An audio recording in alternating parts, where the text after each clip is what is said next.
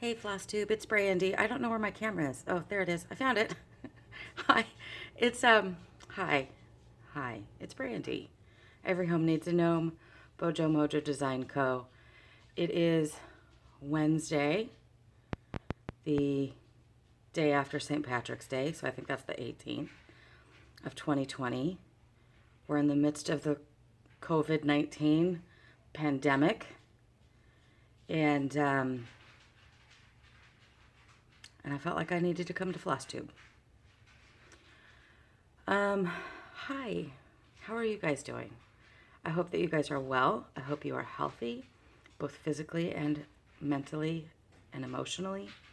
I know I kind of keep going back and forth. Not gonna lie.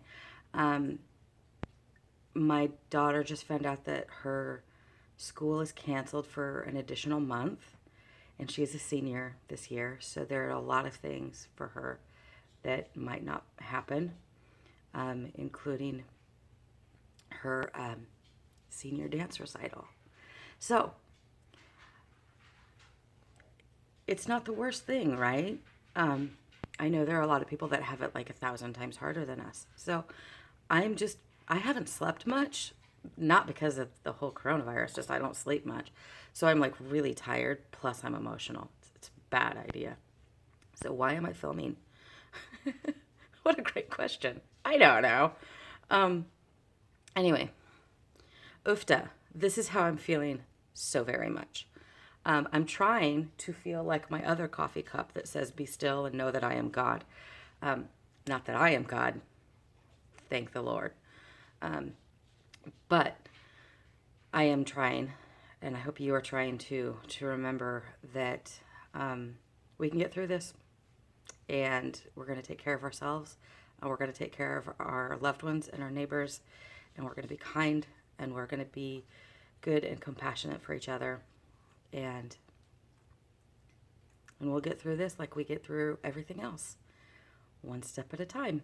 So, um, good golly, you didn't come here to talk about the coronavirus. You came to talk about stitching. So here's the thing. But before, okay, this is a little bit coronavirus and stitching.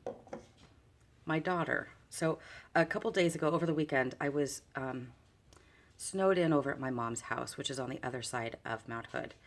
And so I couldn't come home the day I was planning to come home. So my daughter, whose school had been canceled, was just bored silly. And so I was talking to her on the phone, and she had decided that she wanted to learn how to embroider. This is what she came up with. I'm bored. I don't know. I have no idea if she went to YouTube to learn how to do any of it. I have no idea. Anyway, I thought it was delightful and funny. Um, I taught both her and my son how to cross stitch when they were little, but they haven't really shown a whole lot of interest in it since. And so I was surprised that she did that, and she just pulled out an embroidery hoop and went to town. So I thought that was very funny. Okay, so as far as stitching goes, I've been doing not as much stitching as I would like, but the stitching that I've mostly been doing has been model stitching. So I couldn't show you for a long time what I was doing. I model stitched both of Paulette Stewart from Plum Street Samplers and Beth Twist from Heartstring Samplery. They're pin cushions, the Sewn in Friendship ones that they just released at Market. I did the model stitching for those. Those were really fun pieces to stitch. I would highly encourage that you get them because, of course, it's Plum Street and Heartstring. I mean, come on. It's a winning combination. They're both just delightful to stitch. They were a lot of fun. They're quick and easy, which for me is always a good thing. I get bogged down in big pieces, and I mean, like who doesn't, right? But I try to be kind of a monogamous stitcher, which you'd never know that by the amount of whips that I have. So anyway, the little pin cushion type things I kind of enjoy because they're quick and easy, which brings me to my current stitching. So my hair is a wreck. I haven't even brushed it. I literally just put this hat on to like hide the crazy. But y'all don't care because you're here and I'm here, and that's all that matters. My voice is very scratchy. I just woke up not too long ago. I just like rolled out of bed and decided to film a video. I don't know. Okay. So here's what I've been working on for quite some time. When Flowers Blossom by Brenda Gervais. And this was released last year at Market. And hopefully the lighting will show this pretty well. You'll see.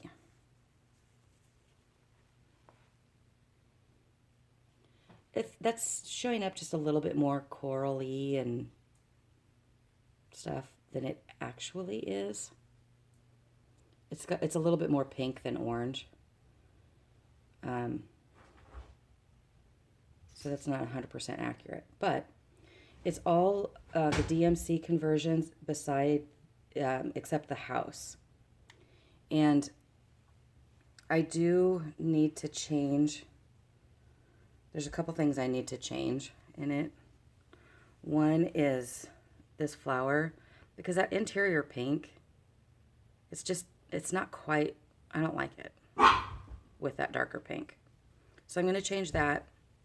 And then I also need to change, dogs are playing in the background. I also need to change the path color there, or stairs or whatever, because it's just too similar to the grass. So I'm going to fix those eventually, provided I remember.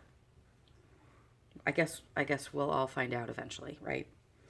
The other thing, so I got kind of bogged down in that because I've been working on that one since I've been done doing the model stitching. That's the one I've been working on, and I just, it's too long on one piece.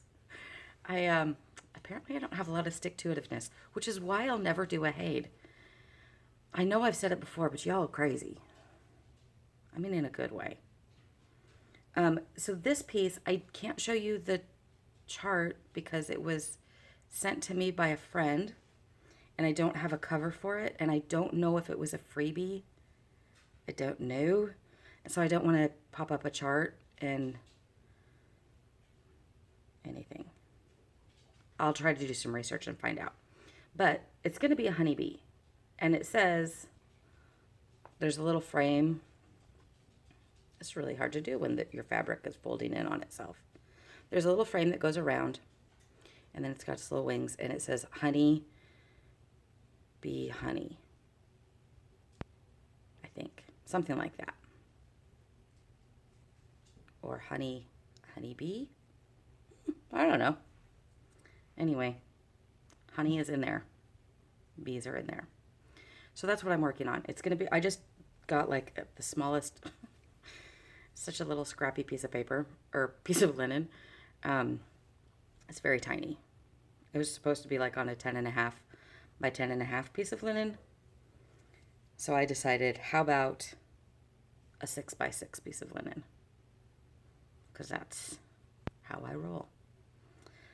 Which is sometimes a problem when it comes to framing pieces, because I try to always eke out like the most linen that I can, you know what I mean? Like I try to use as little linen as possible for a piece, because I'm trying to budget my linen. And sometimes, like when you're doing pin cushions, it's okay, like you can kind of get pretty close to the edge. It's not that big of a deal, because you don't need a big edging around your stitching, whatever. But yeah, when you frame a piece, you need a little bit more extra on the sides, and I usually don't allow myself a lot of extra, which might also be another reason why I like to do pin cushions, because you can do a lot of stitching on small pieces of linen, and you're not folding a bunch of linen over the edges, which makes me sad every single time. It's I'm weird. Okay, so here's the thing. So when I was at my mom's, she sent me home with a couple of project bags to put in the shop. And I was thinking, awesome. Now is a great time to, sell bags on the shop because people are kind of stuck at home and online shopping and all that. But then today, as I was thinking about it, I was like, I'm going to put my bags, all of the bags that we're selling online, I'm going to put those on hold for now because it means that I need to go down to the store to buy more supplies, and it means that I have to make a trip to the post office every time somebody purchases a project bag. And I just don't feel like that's necessary. Project bags are fun, they're wonderful, but they're not worth people getting sick over. So while I appreciate the fact that people might want to help support people like me, which that's awesome. And by all means, there's going to be plenty of other people that keep their stuff for sale. But I'm going to put my bags on hold. But I do still have all of my charts and patterns are all digital downloads. So those are available and you can just buy the heck out of them. And because they're digital, they're also not as expensive. So it's all, I don't think there's anything over $10. I don't even know if there's anything that's $10 in my charts. So you have immediate access to it. They're all designed, I think, if I remember correctly, they're all designed with DMC in mind. Like I've charted for DMC, knowing that a lot of you stitch with overdyed. I personally don't have a very big collection of overdyed floss, and so if you want to change it up, by all means, change it up. That's awesome. If you want to change colors completely, I don't care. It's totally good.